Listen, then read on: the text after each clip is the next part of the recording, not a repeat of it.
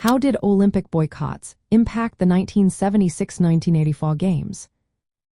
Imagine a world where athletes train 4 years, dreaming of competing on the biggest stage, only to find their hopes dashed because of political disagreements.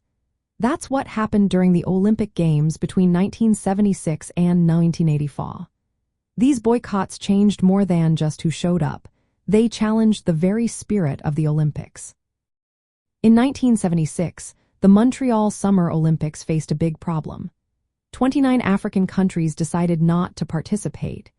They protested because the International Olympic Committee refused to ban New Zealand. New Zealand's rugby team had toured South Africa, which was under apartheid, breaking international sports bans. This boycott meant about 700 athletes couldn't compete, including some of the best in the world. The event lost some of its top talent, and the organizers faced financial losses and event cancellations. It showed how politics could interfere with sports and tested the Olympic ideal of unity. For years later, in 1980, the Moscow Olympics saw another major boycott. The United States led this protest against the Soviet Union's invasion of Afghanistan. Many Western countries followed, and their athletes stayed home. This meant the Games missed many top competitors, which changed the medal chances for many athletes and made the competition less intense. It was a clear sign that global conflicts could overshadow the peaceful message the Olympics tried to send. Then, in 1984, the Soviet Union and its allies responded by boycotting the Los Angeles Olympics. This back and forth between East and West during the Cold War made the Games more about politics than sports. Many athletes from the boycotting countries couldn't compete, and the overall quality of the events was affected.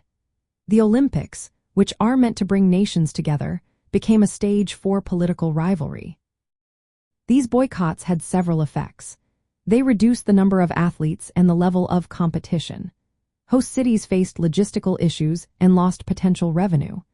They also made it clear that the Olympic ideals of peace and unity could be challenged by political conflicts. But these actions also raised awareness about issues like apartheid and military conflicts. They showed how sports can be used to protest and highlight global problems. Over time, the International Olympic Committee learned from these events. They started to think more about how politics could influence the Games and how to protect the Olympic spirit. These boycotts reminded us that while sports aim to unite, they can also reflect the world's conflicts.